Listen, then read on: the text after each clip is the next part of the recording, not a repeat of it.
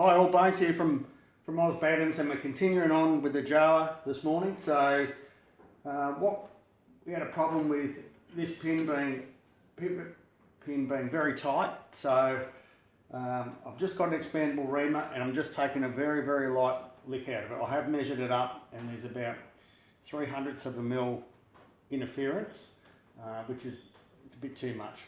My problem is, yes, you can press it and drift it through, but I'm worried about it damaging up these bearing surfaces where the swing arm's actually got a pivot. So I'll take a bit more out, I'll polish a bit more out and get it just a firmish sort of fit. And as I said in the previous video, there's actually a stud that locates into here to stop it rotating and moving, and then that locks off. So we'll just keep persisting with that.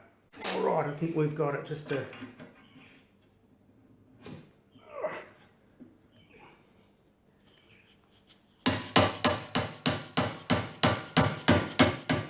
beautiful. That's nice and firm, and it hasn't damaged up any of the surfaces, so that'll tap back out again. That's good. Now it's time to fit the swing arm up. Now we've got this sorted. Alrighty, we've got some issues again, and that is, I think this is too wide, 8976, and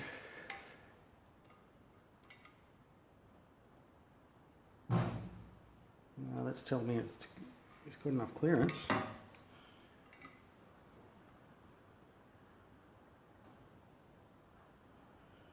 Rightio. So I've got 0.2 of a mil clearance. Might be just because there's a bit of paint on there, we'll soon see. It's pretty bloody close.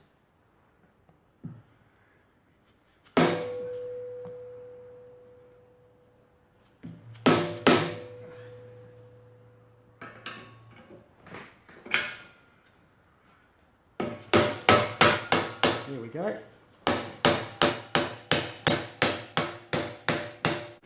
Alright, we've got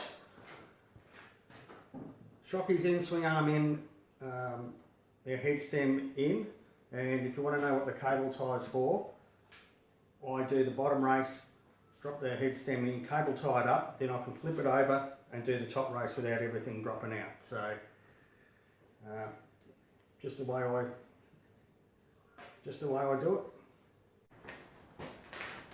So I've got the handlebars on, bottom shroud, there's some rubber spaces that go under here. I haven't done that up yet. The back bolts actually clamp this up, but until I get the forks in and get everything lined up, I'll just leave that loose. They're pulled down a bit to stop the handlebar flopping around, but we're going alright.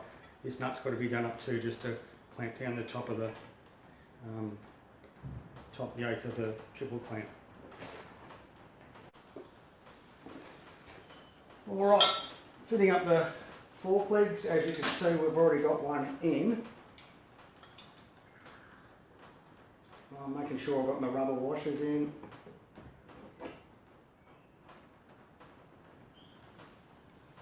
And the twist, there we go.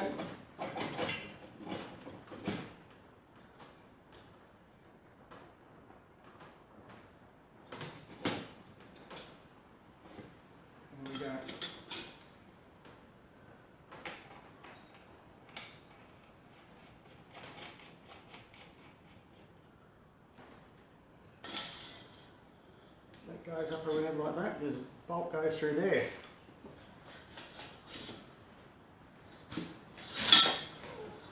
Geez, getting a bit of weight in it now. There we go.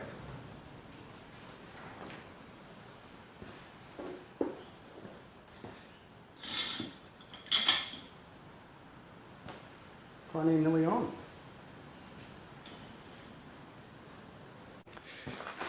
Our little stud here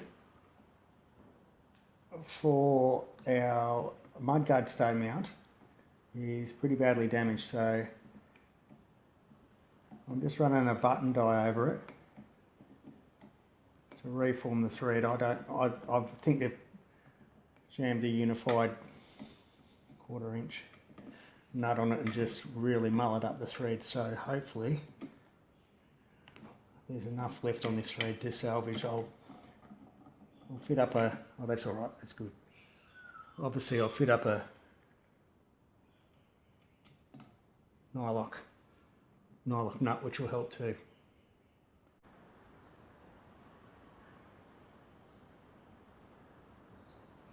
Alright, I'm going to try and fit up the mudguard stay. Now the problem is I took it off that long ago, I can't remember how it goes back on. So I'm hoping this is it.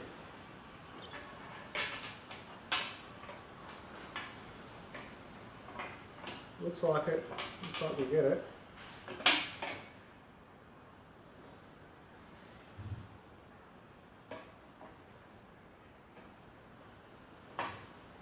Get in there.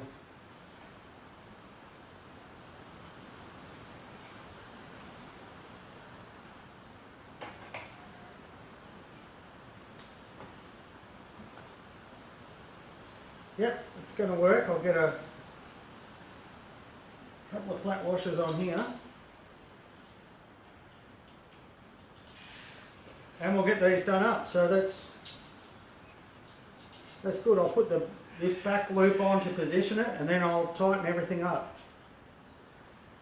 And then we can finally get a wheel on.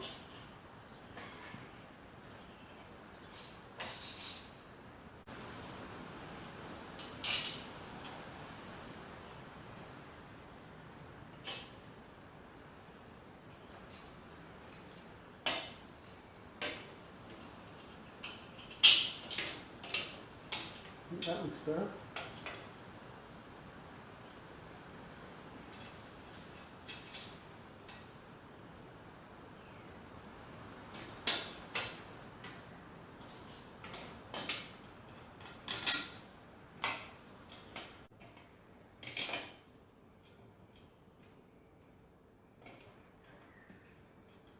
Fuck's going on here?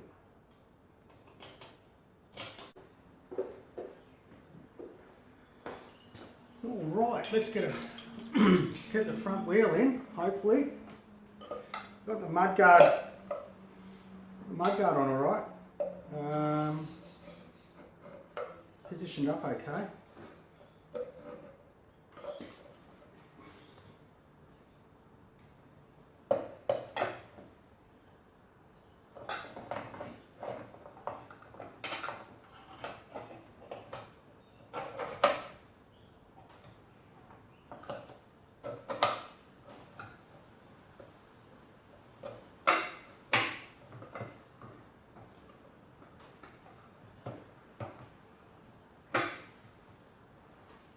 Right, there's something I don't like here.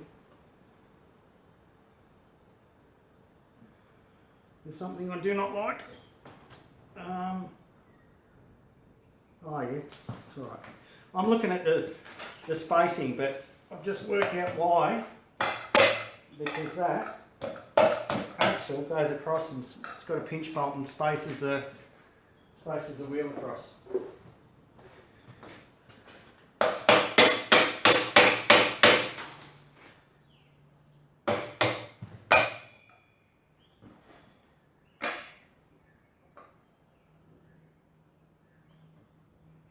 Yep. So we have a wheel on. Yeah, who?